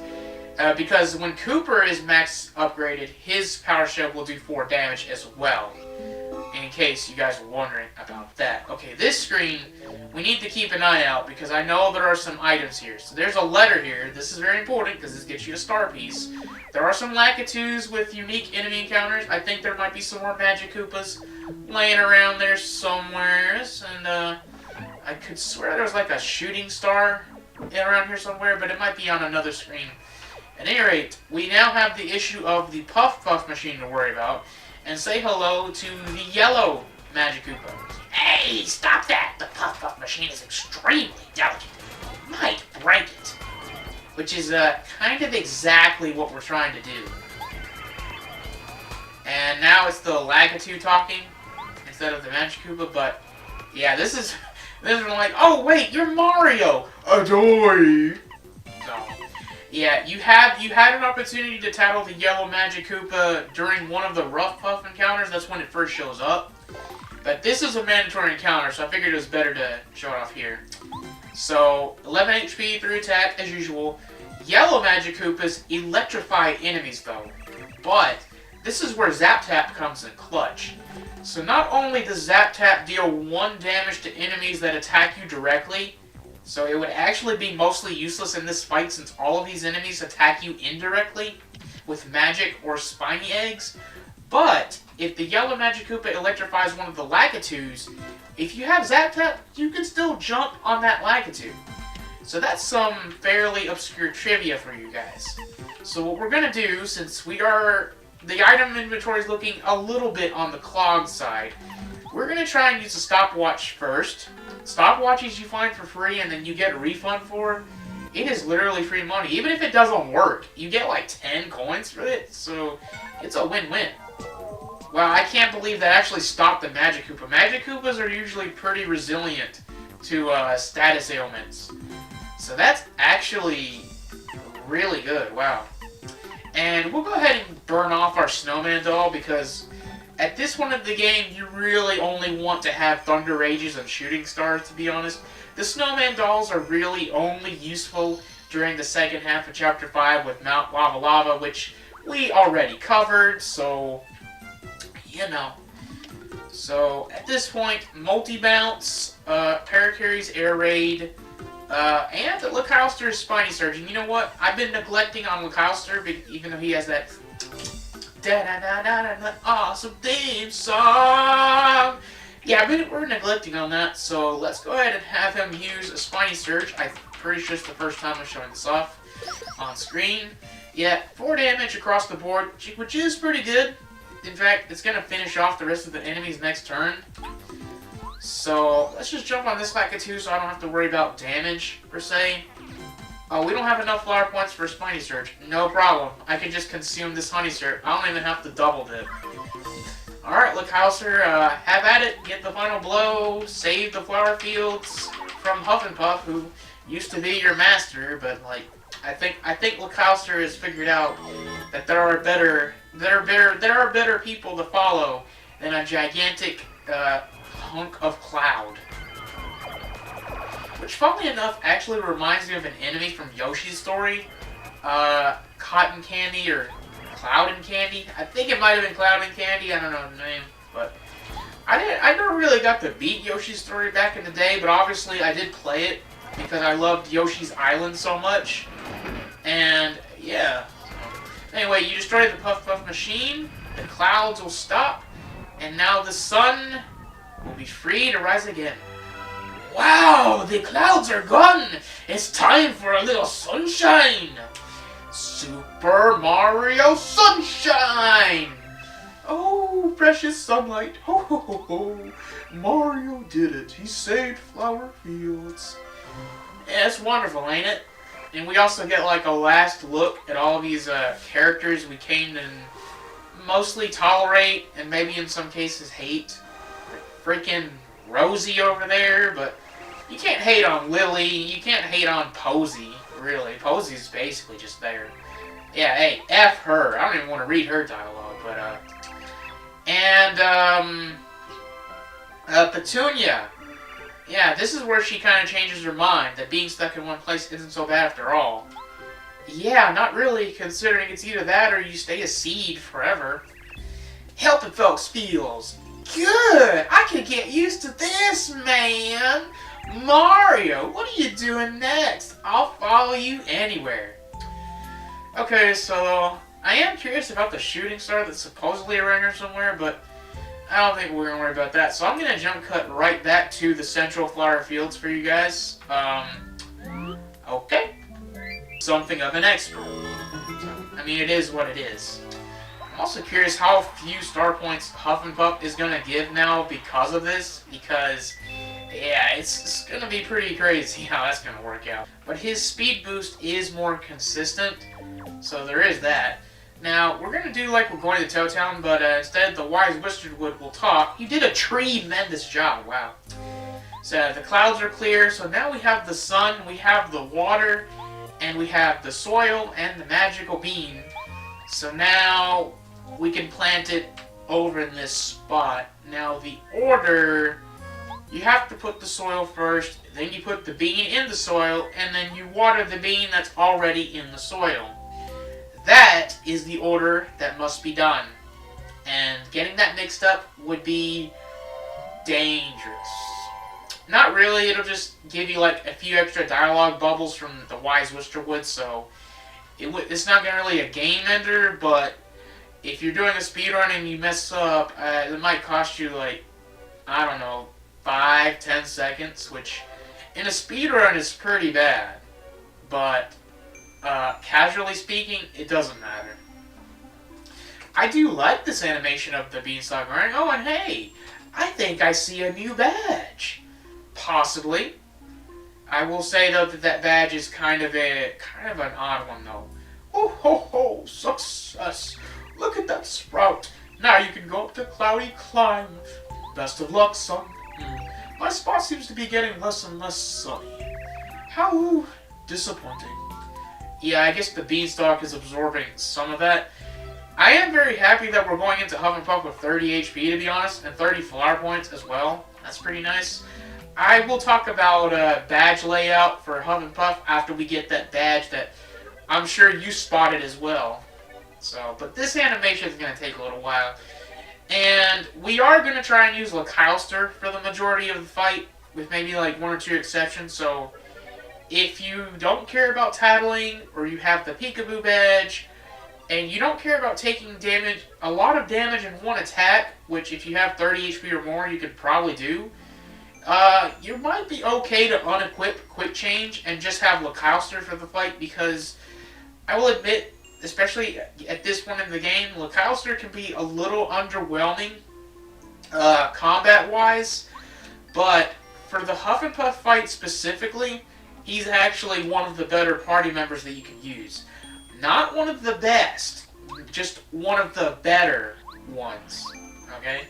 So up the cloudy steps, inch our way forward, and there you see a little chunk. That doesn't work out, because if Zap Tap doesn't work out as good as I think it does, then I might want to do a different badge loadout. Are you a man named Mario? And did you or did you not break one Puff Puff machine? What possessed you to do that? You completely ruined my plan to cover Flower Fields in clouds. You see, I was going to turn this sunlight-blasted place into a cloud-covered paradise, but I can't expect a man of your intellect to understand. Is that you, Spike? So, you have betrayed me. You will be punished. I was given the Star Spirit by King Bowser. I will never give it up to the likes of you. You will both pay dearly for your crimes.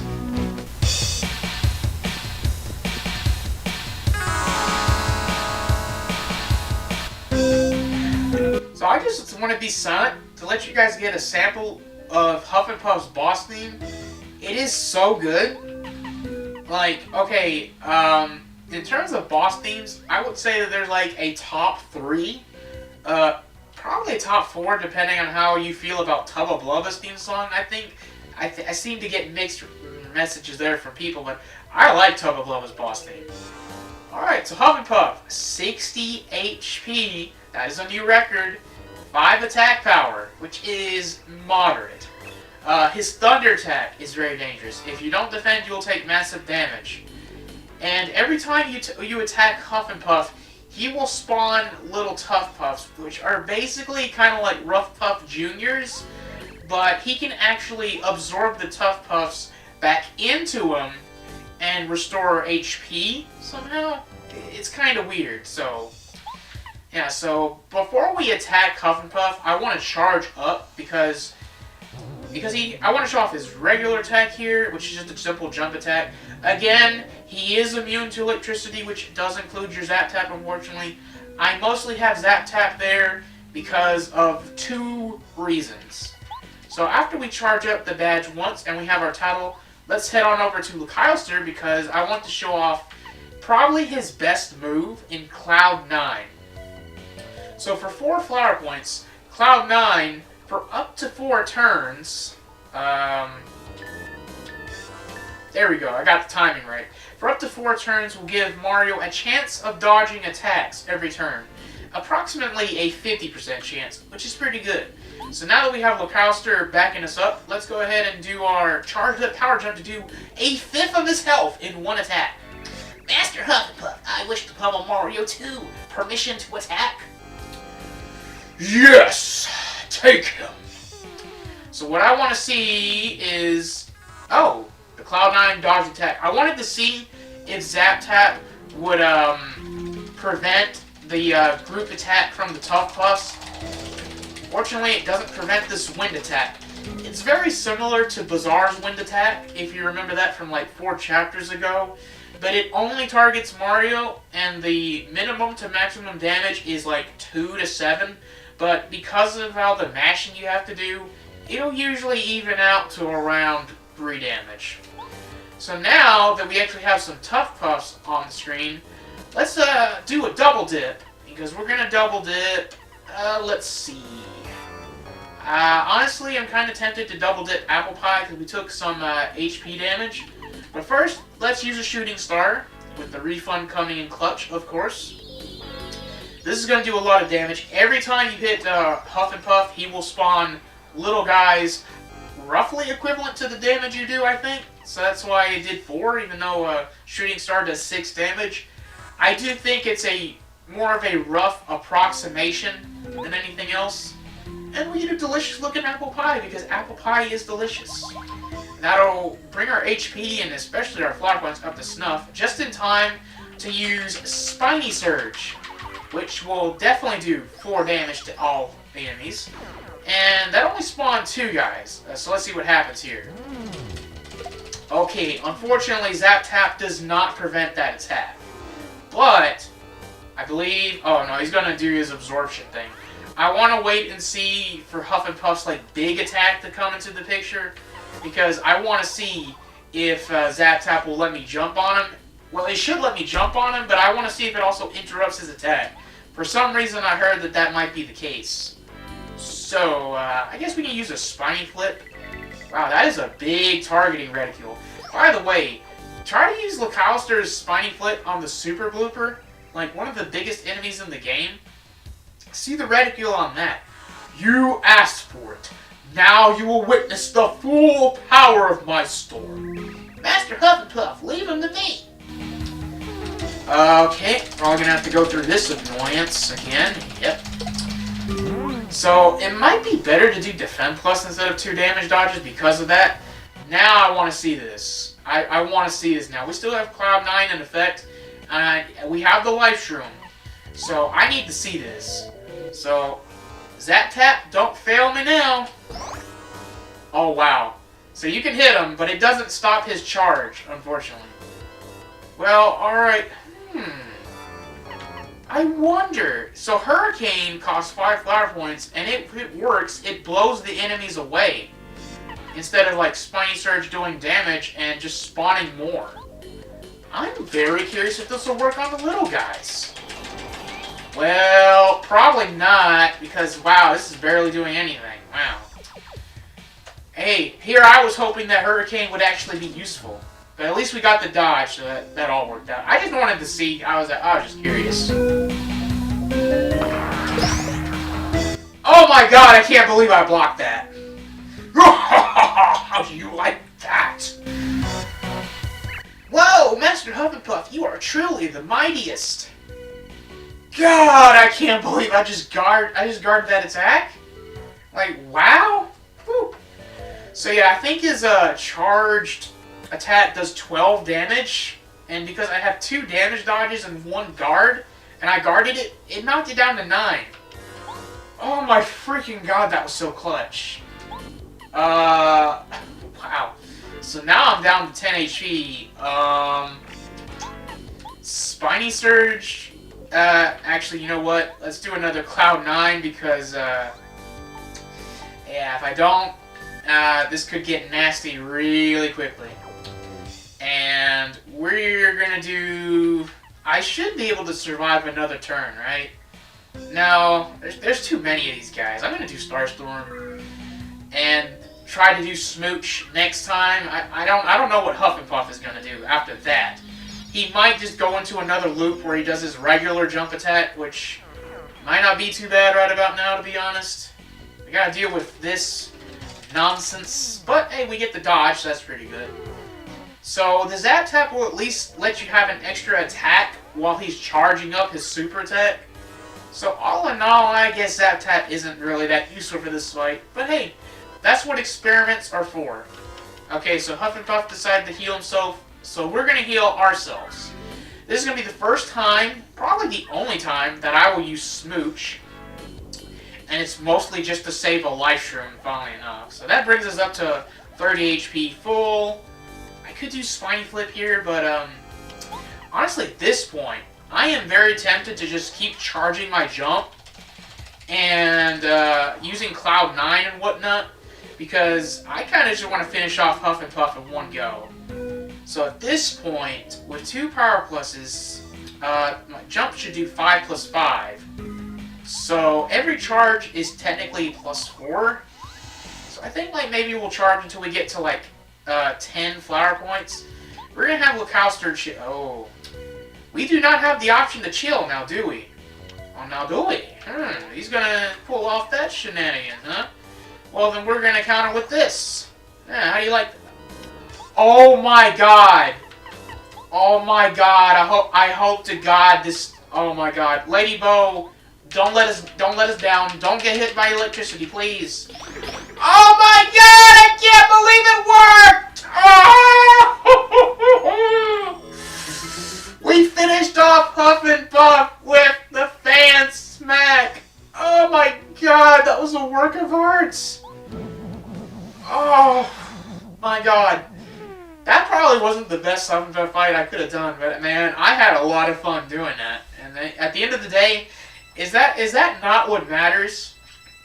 I do apologize for having Lady Bow do the final blow instead of Localster, but come on, you can't predict a finale like that. And yes, let's take a moment of silence to appreciate not only Huff and Puff's boss theme, but also Localster's theme. I think actually at the end of the last episode, I might have snuck in like a little something at the end, so that's pretty nice.